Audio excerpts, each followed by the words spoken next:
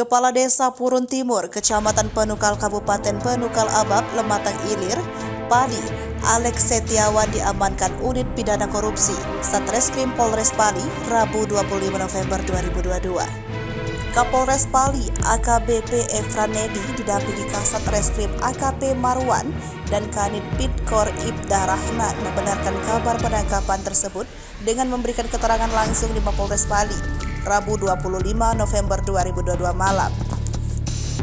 Dijelaskan Kapolres Pali AKBP Efranedi bahwa kades tersebut diamankan unit Pitkor di backup unit Pidum saat yang bersangkutan sedang berada di bilangan Desa Kartadewa, Kecamatan Talang Ubi. Hasil gelar perkara yang dilakukan bahwa disangkakan benar sehingga dilakukan penangkapan. Pasal 2 dan 3 Undang-Undang Nomor 31 yang saat ini diganti dengan Undang-Undang Nomor 20 Tahun 2021, tindak pidana korupsi dengan ancaman 4-20 tahun kurungan. Sementara ini masih terus diminta keterangan lebih mendalam terkait kemana aliran dana tersebut.